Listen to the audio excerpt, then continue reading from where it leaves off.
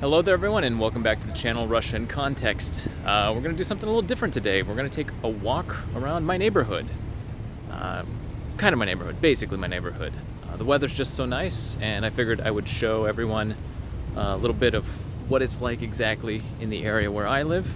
I'll give some interesting facts about it as well, and I'll try to fill us all in on a lot of the news from the last 2 months. A lot has happened. I haven't been very good about updating, but yeah, we'll fill us all in on right now, and I'm gonna switch the camera back around so you can take a look at what's here in front of me. When we get to someplace worth noting, I will stop and explain about it, but for now, instead of looking at me, let's look at the neighborhood. And yeah, I'll go back to talking about what has been up here in Russia. So obviously, the first thing that has been on everybody's mind this week is the ruble to dollar rate, which is currently at around 100 rubles to the dollar. It might be a little bit less currently. I think this morning it was down to like 96 to the dollar. And yeah, it's definitely not great.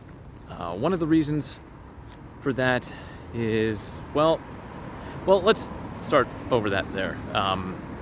In the beginning, a lot of people, as the ruble to dollar rate was increasing, because it's been going up for a long time now, a lot of people thought it might be connected to Prigozhin, which was basically 2 months ago. And a lot of people thought that maybe people were scared, they took money, they tried to get out of the country. But as the situation has continued, it's kind of become clear that that's not really the case. The reason the ruble to dollar, well, it's multifaceted, but realistically the main reason is Russia is exporting plenty, but all of that money is staying out of the country, while at the same time Russian imports have returned to their like 2022 level, which means, well, there's not that many dollars and euros to go around.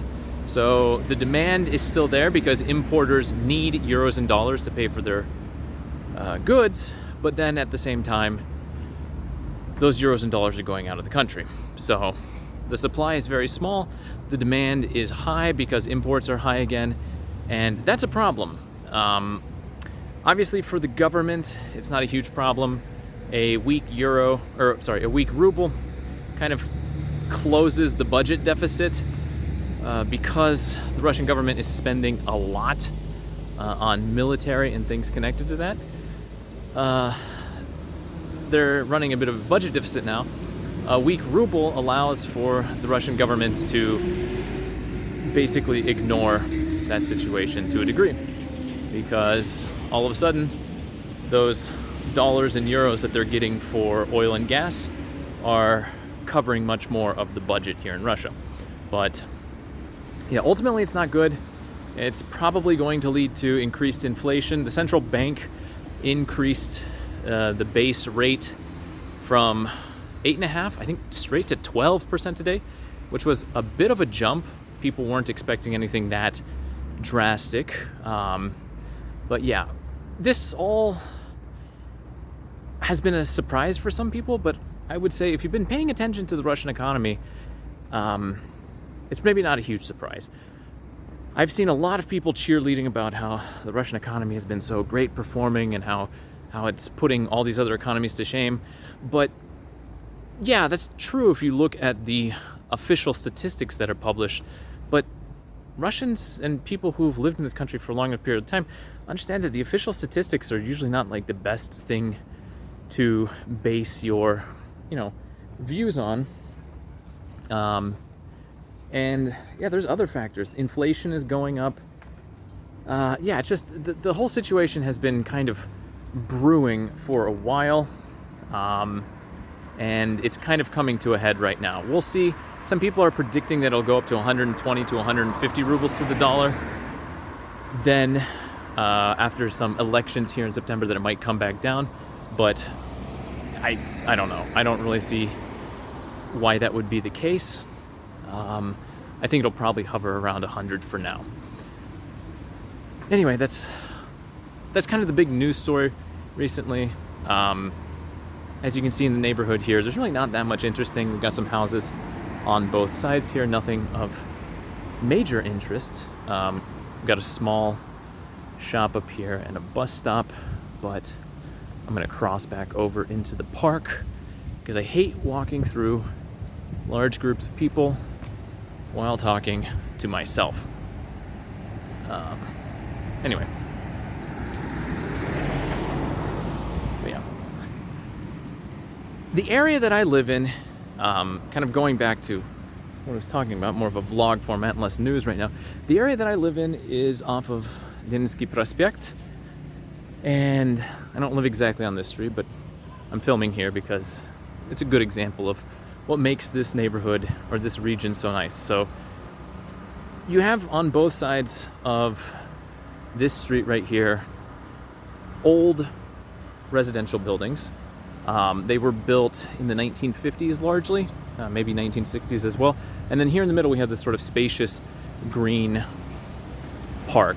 I don't know if this would technically be like labeled a boulevard in the States or in England. I don't know how that classification system works, but it's very common in this area. In fact, basically all of the side streets between Leninskiy, which is here in front of us, and Prospekt Vernadskyva, which is back down that way where we came from, all of the streets, all of the connecting streets have this sort of central park area between them. And yep, that's awesome.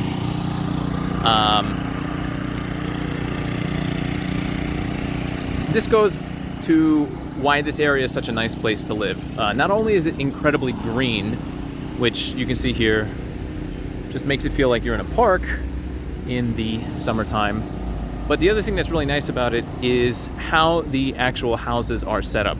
So right now you can just see how they seem to all be facing the street, but in a lot of Soviet planning later on, the houses were kind of in, let's say, like in a row, right? There's like chunk, chunk, chunk, chunk. And in the Leninskiy area, the houses tend to be more in square formations, right? We can see one here, and then over here there's another one, and then if we look in the distance back there, you can see another one as well. So the way that they were built is they would build all of them in kind of this square formation, and then in the middle they would put, as you can see there, like a playground, or maybe there would be a school. There is a school somewhere in this area, I don't remember exactly, but the idea was that instead of them just being a bunch of houses in a row, they would form their own little clusters, their own like quiet neighborhood, and then everybody could come outside. I realize that this is not like the most uncommon thing in Soviet eras, but in a lot of places in Moscow, you don't see that as often. And I know it's kind of hard to see. I'm gonna zoom just a little bit. I can't zoom right now. Oh, because I'm in wide angle mode. You see that dark brick back there? That dark red brick is also very uncommon in a lot of places of Moscow. We typically see this lighter color brick. So yeah, the Leninskiy area has a lot of, I don't want to say unusual architecture, although there is some unusual architecture in the Leninskiy Prospekt area. But it's just, the architecture here is, I mean, it's again, kind of when I did the last video on Kuryanova, it's this late Stalin era, post-war, and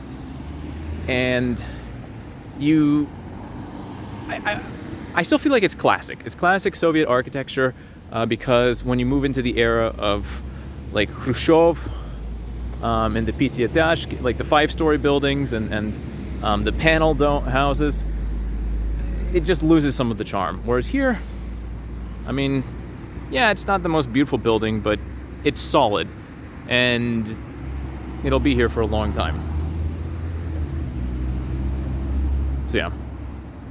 Anyway, we're moving. When we get to the top of this hill up here, we're going to be on Leninskiy Prospekt, which I think is probably one of Moscow's best streets. There are four, in my opinion, there are four main sort of parade-style thoroughfares into and out of the center of Moscow. You've got Leninskaya, which runs basically from the center north to Sheremetyevo Airport. You have Leninskiy Prospekt, which runs, again, from the center out to the south. And then Prospekt Mira, which is north as well. And then Kutuzovsky, which runs kind of from New Arbat Street out to in the direction of the western suburbs.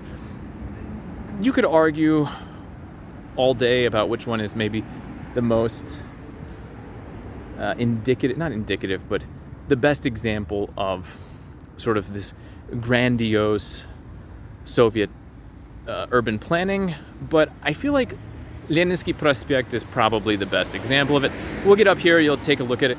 Very wide road, very kind of majestic. The buildings on both sides of it, maybe not this far out, but as you move closer to the center, especially if you saw the video about cosmonauts where Yuri Gagarin's statue is standing, that's kind of I would say like the entrance to the city.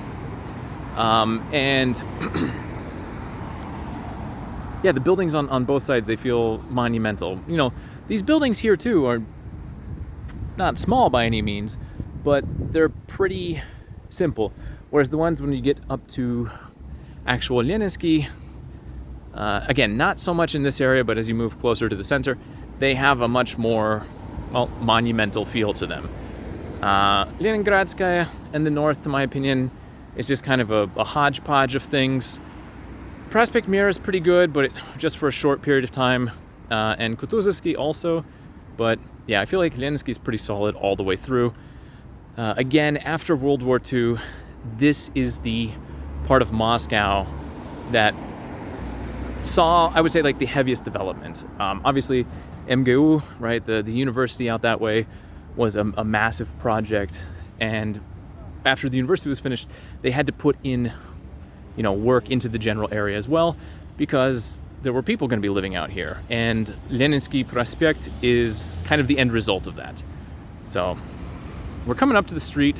I'll stop yapping about it for a second so that we can actually take a look at it.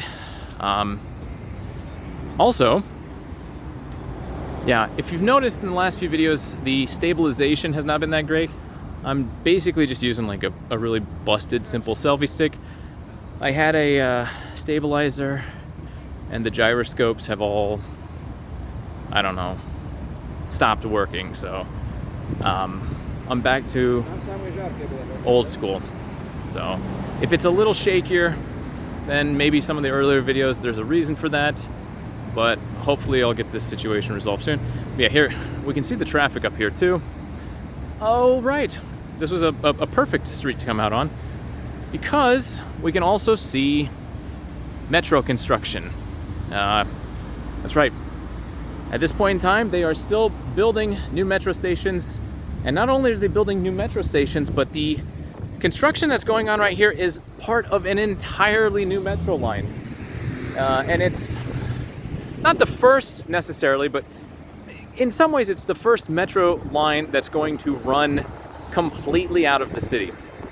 Right now there are some metro stations that are kind of right beyond the borders of Moscow, but this station will be part of a new metro line that will run way out of what is traditionally considered Moscow into the new Moscow area, to the city of Troitsk.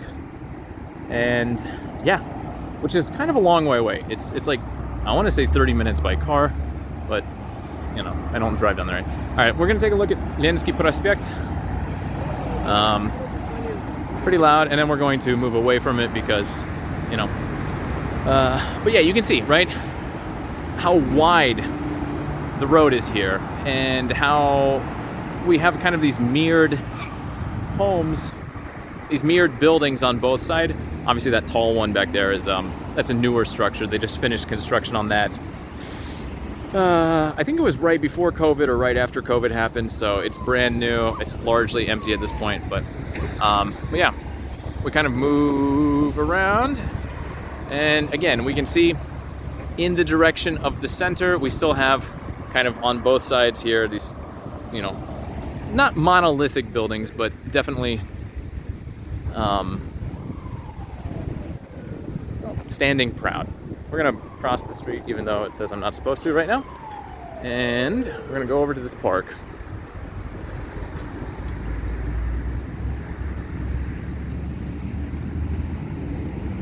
So, moving into this park, and actually on the other side of this park is the first place of interest, I would say, in my neighborhood. I mean, you might say that all of this has been of interest, but this is all generally stuff that I walk past because, you know, you see it regularly. Park is pretty simple. I can't say there's much to comment on here in the summertime. In the wintertime, though, they do have a giant ice rink, and you can go here and skate if you've got skates and whatnot. So I know Gorky Park, and there are some other more famous and bigger locations around the city, but in the city, or in the wintertime here in Moscow, they flood certain areas of the city. In fact, we'll move over this way so you can understand where the ice skating rink is. But yeah, they try to make it more available to the average person.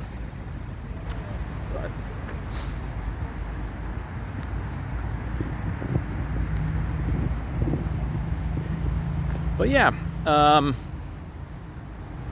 we'll go up here and take a look at where the ice rink is, and then I'm gonna blather on about the news for just a little bit before we continue our journey. In fact, I might sit down for just a second and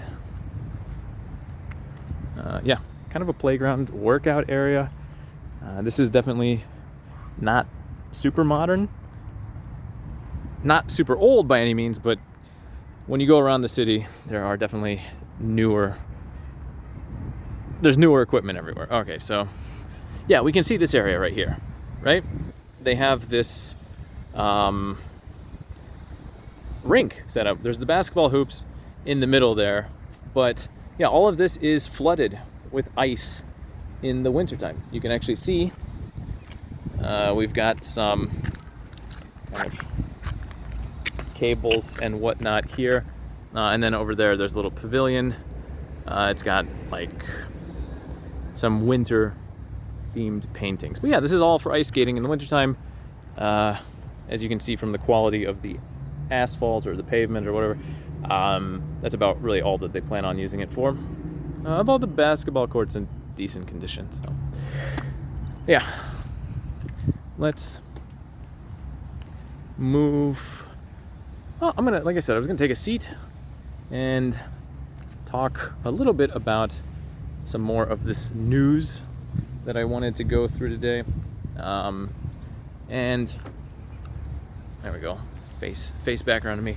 One of the other things connected to economics, like I said, if you've been paying attention to the general news stories and what's been going on here, then the whole dollar ruble situation may not come as a huge surprise. In general, it feels like there's a lot of problems brewing. One of those has to do also with debt. And I don't mean debt in the sense of, I gotta switch arms. I don't mean debt in the sense of government debt. I mean debt in the sense of personal debt. Currently, I have notes, so I gotta reference them.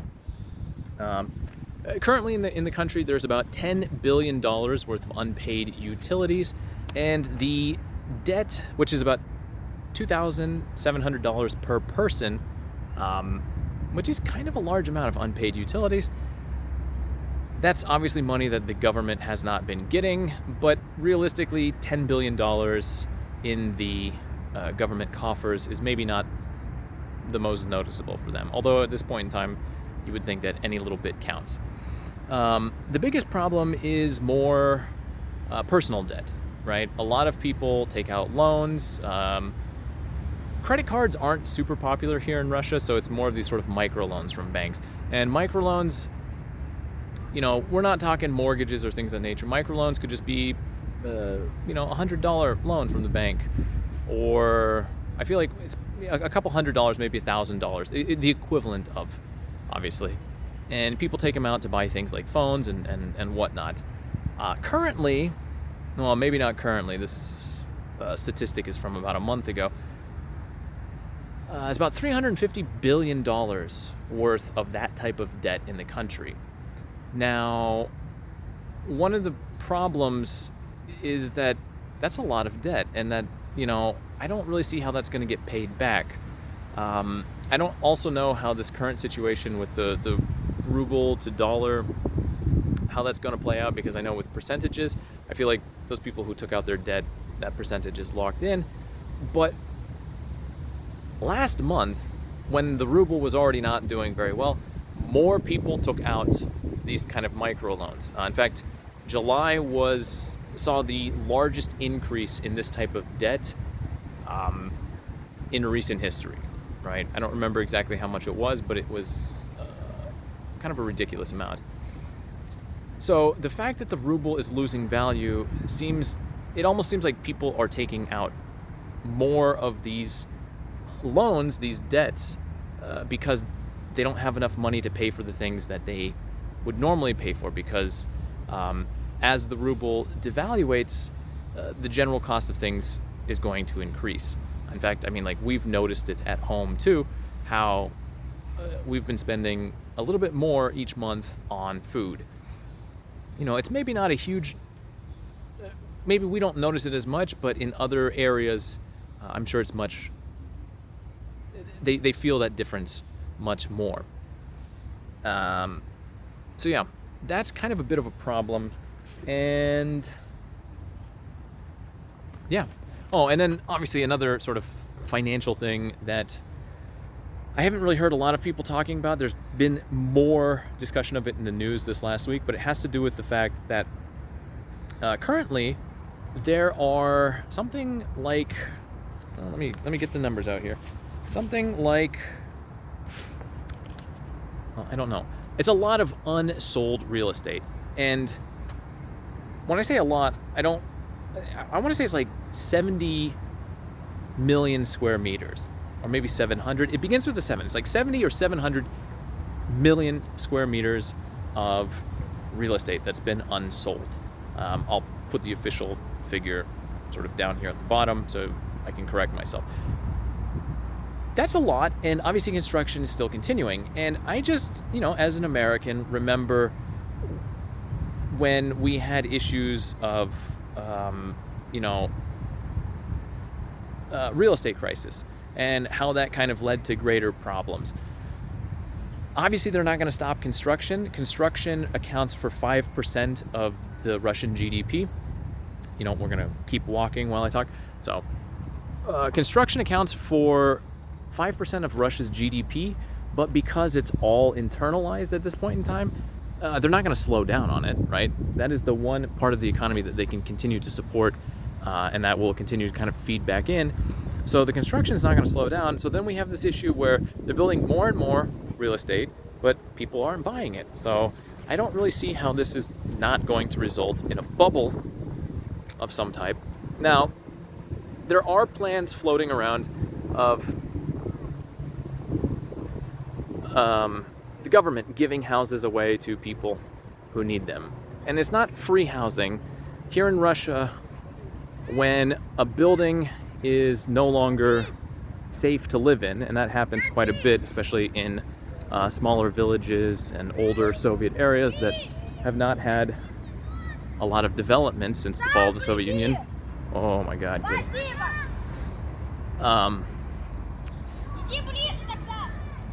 But I guess we're waiting for Stas. Anyway, what will happen is the government will give people in these in these buildings that are not fit for residency, they'll give them apartments in new areas. And one of the ideas the government is floating around right now is to take a bunch of this unsold real estate and give it to such people. The problem is, and the reason I'm doubtful that this will happen, is that I'm assuming most of that, in fact I know, most of that unsold real estate is in Moscow. And most of the people who need to be moved into new buildings are not in Moscow. And I don't think the government is willing to undertake a massive relocation of we're talking maybe hundreds of thousands of people into Moscow. So we'll see what happens there. But I mean, obviously the government should maybe step in and buy some of the real estate, but it presents its own share of problems as well. So, okay. Oh yeah, just while we're walking past this, these are recycling bins for glass and plastic. Now, we don't use them. We actually found a organization in the center of the city where you can basically recycle everything. I'll do a video there probably in the winter when we're spending more time inside. But yeah, these are kind of everywhere. I assume some people use them. But and then yeah, a little magazine kiosk which is not working right now. Okay, so we're gonna cross the street here. Like how you can see my shadow down there. Hey.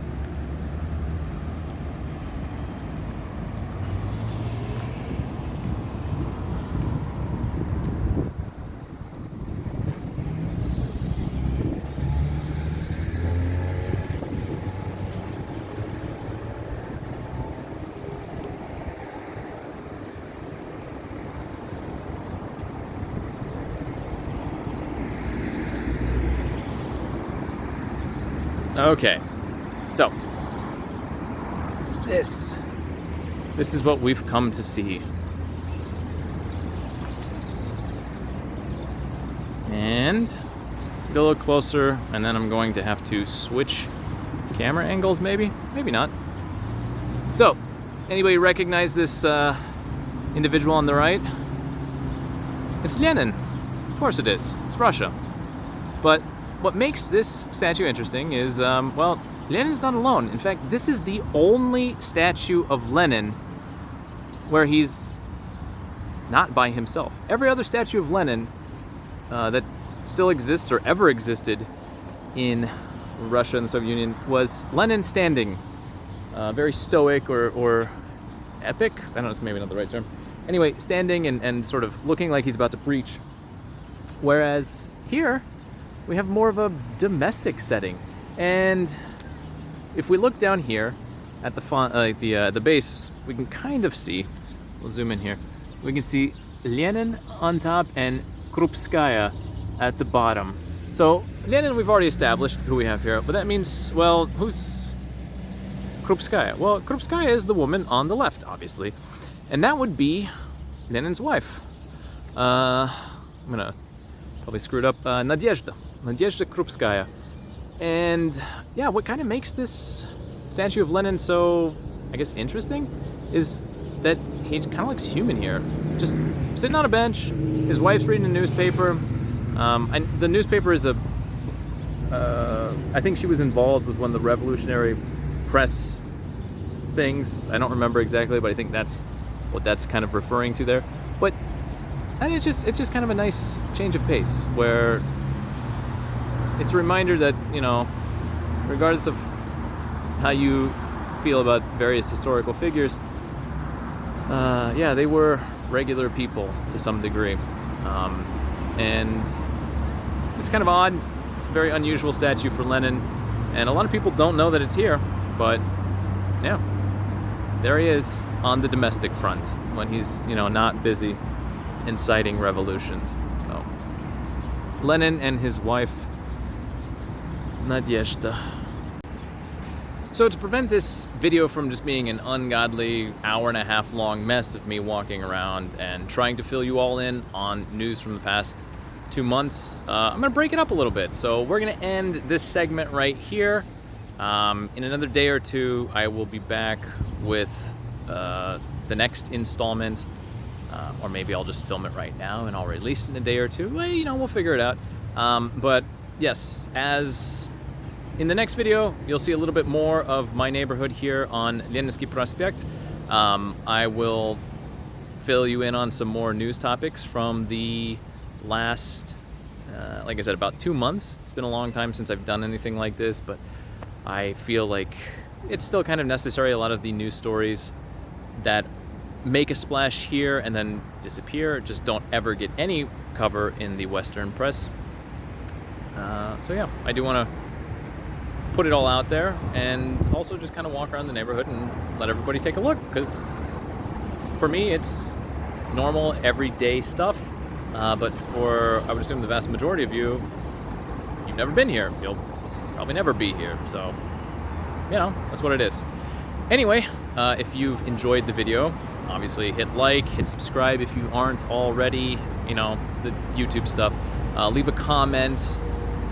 The comments and the likes, they, I guess, help the YouTube algorithm. I'm not an expert in that, but everybody seems to think so, so I will just default to mob expertise, I guess. And yeah, I hope you've enjoyed the video, but for today, this has been Russia in Context. Thanks for watching.